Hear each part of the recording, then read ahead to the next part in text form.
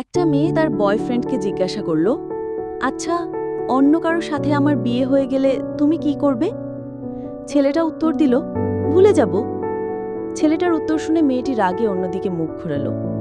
ছেলেটি আবার বলল, তুমিও আমাকে ভুলে যাবে, এটা সবচেয়ে বড় কথা। আমি যত দ্রুত তোমাকে ভুলে যাব, তার চেয়েও বেশি দ্রুত তুমি আমাকে ভুলে যাবে। প্রেমিকা প্রশ্ন করল, কি রকম? ছেলেটি বলতে শুরু করল, মনে করো বিয়ের প্রথম 3 দিন তুমি এক ধরনের ঘোরের মধ্যে থাকবে। শরীরে গয়নার ভার, মুখে মেকআপের প্রলেপ, চারদিক থেকে ক্যামেরার ফ্ল্যাশ, মানুষের ভিড়। তুমি চাইলেও তখন আমার কথা মনে করতে পারবে না। আর আমি তখন তোমার বিয়ের খবর পেয়ে হয়তো কোনো বন্ধুর সাথে উল্টাপাল্টা কিছু খেয়ে পড়ে থাকব। আর একটু পরপর তোমাকে হৃদয়হীনা বলে গালি দিব।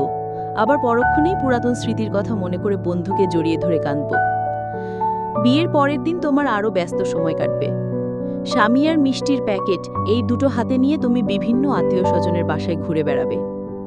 আমার কথা তখন তোমার হঠাৎ হঠাৎ মনে হবে, এই যেমন স্বামীর হাত ধরার সময়, একসাথে রিকশায় চড়ার সময়। আর আমি তখন ছন্নছাড়া হয়ে ঘুরে বেড়াবো, আর বন্ধুদের বলবো, বুঝলি দোস্ত, জীবনে প্রেম ভালোবাসা কিছুই নাই। পরের 1 মাসে তুমি হানিমুনেও যাবে। নতুন বাসা পাবে, শপিং, ম্যাচিং, শত প্ল্যান। আর স্বামীর সাথে হালকা মিষ্টি ঝগড়া। তখন তুমি বিরাট সুখে। হঠাৎ আমার কথা মনে হলে ভাববে, আমার সাথে বিয়ে না হয়ে বোধহয় ভালোই হয়েছে। আমি ততদিনে বাপ, মা, বন্ধু কিংবা বড় ভাইয়ের ঝাড়ি খেয়ে মোটামুটি সোজা হয়ে গিয়েছি। ঠিক করেছি কিছু একটা করতে হবে। তোমার চেয়ে একটা সুন্দরী মেয়ে বিয়ে করে তোমাকে দেখিয়ে দিতে হবে। সবাইকে বলবো তোমাকে ভুলে গেছি।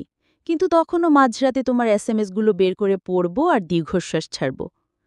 পরের 2 বছর পর তুমি আর কোনো প্রেমিকা কিংবা নতুন বউ নেই, মা হয়ে গিয়েছ।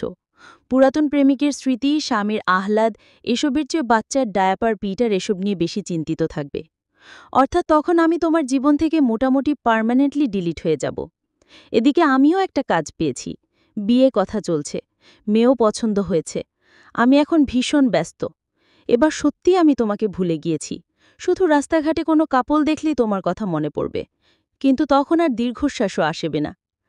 এতদূর পর্যন্ত বলার পর ছেলেটি দেখল প্রেমিকা ছলো চোখ নিয়ে ছেলেটির দিকে তাকিয়ে আছে। মুখে কোনো কথা নেই, ছেলেটিও চুপচাপ। একটু পর প্রেমিকা বলল, তবে কি সেখানেই সব শেষ? ছেলেটি বলল, না, কোনো এক মন খারাপের রাতে তোমার স্বামী নাক ডেকে ঘুমোবে। আমার বউও ব্যস্ত থাকবে নিজের ঘুমরাজ্যে। শুধু তোমার আর আমার চোখে ঘুম থাকবে না। সেদিন অতীত আমাদের দুজনকে নিঃশব্দে কাঁদাবে। সৃষ্টিকর্তা ব্যতীত যে কান্নার কথা কেউ জানবে না।